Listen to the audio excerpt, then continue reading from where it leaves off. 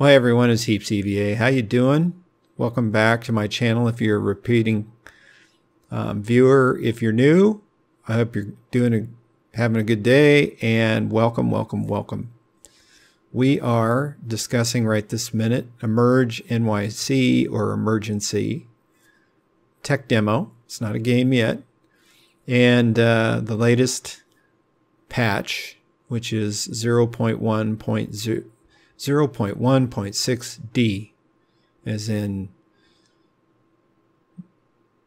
David, dog, dipstick, if you're me.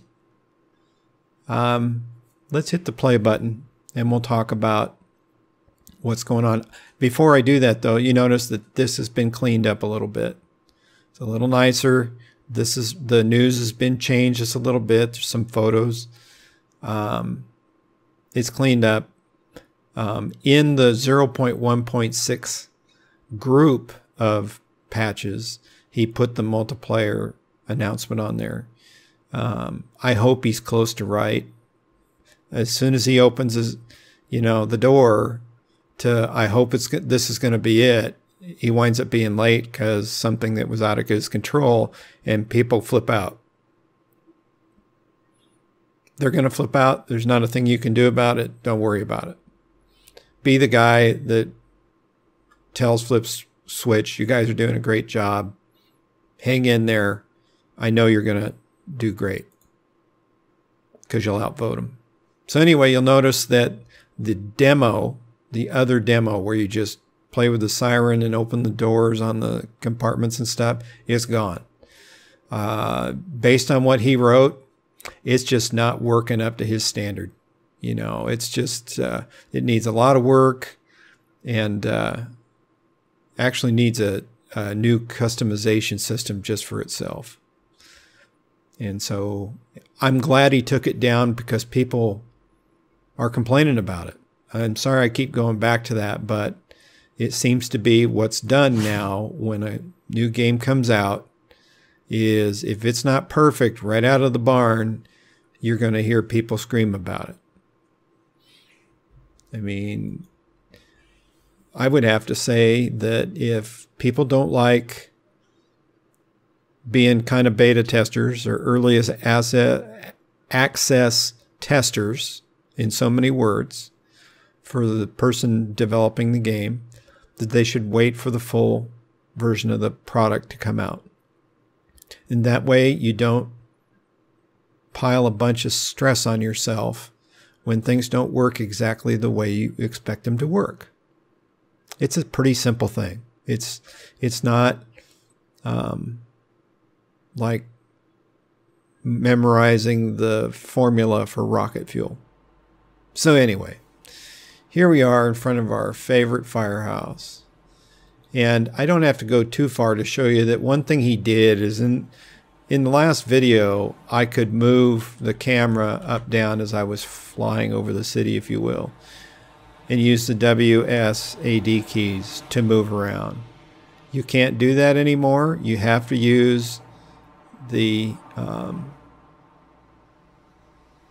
cursor on your mouse, the pointer, or whatever little thing you have. The wheel still does what it's supposed to do, but I keep wanting to move with the WSAD keys. Not happening. Now the scroll wheel still will zoom you out. It will still spin you around, but if you don't move your mouse cursor into the edges of the screen of your computer monitor, you're not going to go anywhere. But I seem to go down to the ground a little faster. So you'll notice we're in front of 49 and hook and ladder 68, which is the tower actually. Notice how quiet it is. I know that they did this before the D version of 0.1.6, but for some people it was still doing it, and I just like that because 49 was a big offender of that it's taken care of. That's cool. So let's talk about what the big deal is. And this, I don't think that this video is going to be very long, because it's not about a ton of changes. It's about fixing some things in the original update/patch. So let's spawn an NYPD vehicle, which is going to move us immediately. Poof. So here we are with a Navajo. We all know what it really is, but you know, we can't say. And you notice he's got the message board, and we have the unit numbers. And what I figured out is if you use 4 digits, you can get credit for all of them. And I don't know what else you would do to make it any different. And on the message board, there are these things here, and those work. Now, my experience right this minute, and your mileage will vary. If I want to change this,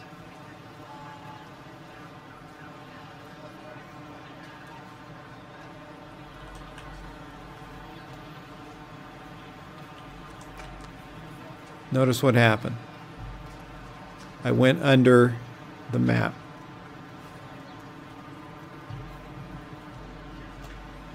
And so, you know, there's not very many ways to get out of that. I hit the V key and it actually got me out, and I'm happy that that happened. But it is one of the things I read on Steam, that people are winding up underneath the map. You know, you forget that there isn't a floor under this scene here. It's this open space that a certain level has been laid across the street or sidewalk, and then buildings laid on that, but underneath it is nothing. And so it's hard to conceptualize, but you can fall, like if you've driven over by 3266 and Battalion 5 Firehouse, and you've driven over by where the Fire Academy is going to go, if you get off the pavement, you fall through the map. Same thing's happening here. So he fixed one thing, another thing went wrong. It's going to happen, guys. I'm just getting used to it.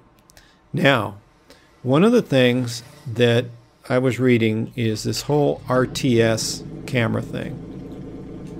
So we have this here, which I'm going to stop him. And then we're going to spawn this gazelle, which, notice that it makes this thing go up and down. Honestly, I don't think it should do that, but who am I? Theoretically, my definition of an RTS camera, and notice I just hit the space button and look what popped up. I'm not sure he intended on that happening. But it's better than having a bunch of vehicles spawn, isn't it? Notice there's nobody behind us. Now, theoretically, if you change the camera to the RTS camera and you scroll out, you should get to a point where it drops off, and then I can click the other vehicle, and now I'm controlling this vehicle again. And if I scroll back out, notice I drop down. Now I'm controlling this vehicle. Now, is this polished? I don't think so.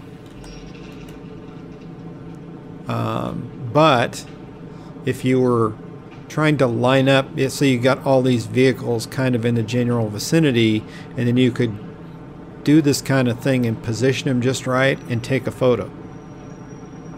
I get that. That's a pretty cool deal. Does it need work? Sure it does. But, you know, it's better than nothing. I'm back to the orbit camera now. I've only tried it on police vehicles.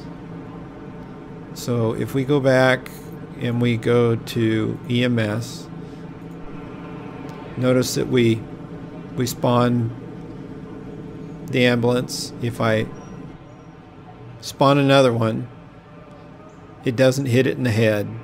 And you could spawn all of them and they just kind of create a circle. Just sometimes they miss, yeah. But it is what it is. So anyway, see, we just dropped off. So I don't know that I actually have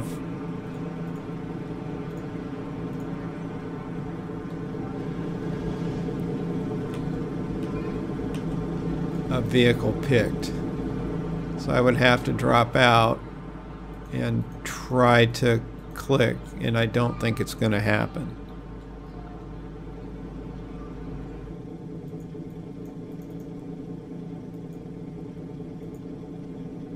And I've played with this over and over again, and sometimes I can click on one of the rides and get credit for it, and sometimes I can't. So if I spawn another EMS vehicle, and we'll knock another dredge down.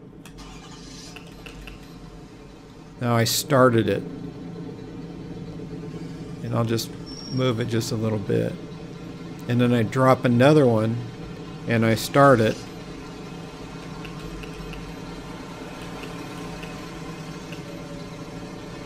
and move it a little bit theoretically, and to me it's easier just to do that, and I back off. I dropped out. Notice that I should be able to go here, but I'm not getting credit for it, which is weird. And it, like I said, I know it needs work, but I think once I understand it better, because I'm still not 100% sure about it. My idea behind an RTS camera is look at my videos of 911 first responder, and when you get on a scene and you want one engine to go here and a police car to go here and an EMS vehicle to go here, you click on that ride or you just select that vehicle, and then you can give it all kinds of commands, and it doesn't affect any of the other vehicles on the scene. That's what RTS is to me. Real-time simulation, I thought, is what the RTS stands for. Is it right in this particular case? Maybe not. So as I zoom out, I'm not going to get anything out of it. And I don't think even if I move up, there's definitely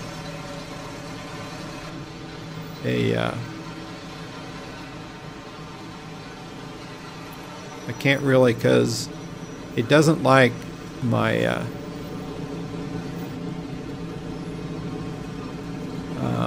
when my mouse cursor goes off the screen to the other monitor. So anyway, he was working on that. The edge rolling, he's going to have to get it so it doesn't allow your pointer to go off of the screen like it is now. My cursor's actually clear over on the other side of my right hand monitor, which I run a dual, and so if I click on that, it drops the game into the taskbar because it thinks you're focusing on the other monitor. So it's something to fix. So I will fool with that a little bit more. We saw the main menu change. The interactive demo is gone. we're figuring out as we go along about this message board and the unit number board thing. I wonder why you have to use 4 digits. We'll have to wait and see on that.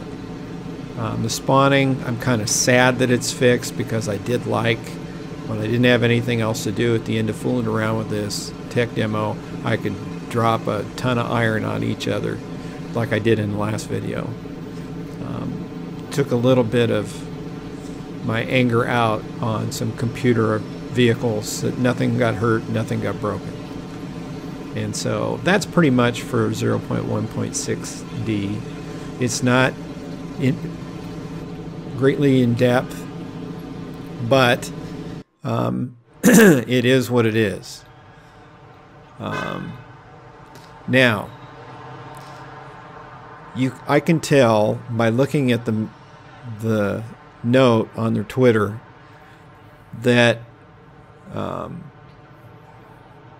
I can imagine the kind of stress that FlipSwitch has to go through every day as they read the comments.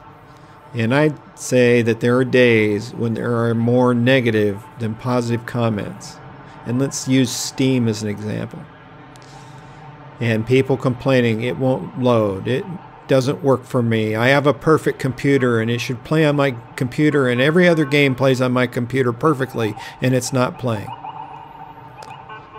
I understand that, and sometimes that's an absolutely logical and correct comment.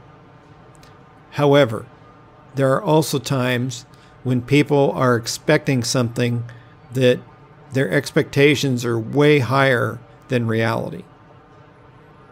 And this game, I promise you, at the end of the day, if you want all of the scenery and the cityscape and all of the things that are going to make this game great, you're not going to be able to play this on a 5-year-old laptop. It's not going to happen. You're going to need a 900 or 1000 series NVIDIA card or the higher end AMD card to get the video that you need to get out of this. And the frame rates. Now, if you look in the upper right hand corner, it says 168 frames per second. Well, my monitor is a 144, so I don't know that that's necessarily true. And I have a good card, the 980 Ti. I just put the new driver in it. I haven't crashed yet, so keep your fingers crossed. But I don't know that I'm on the highest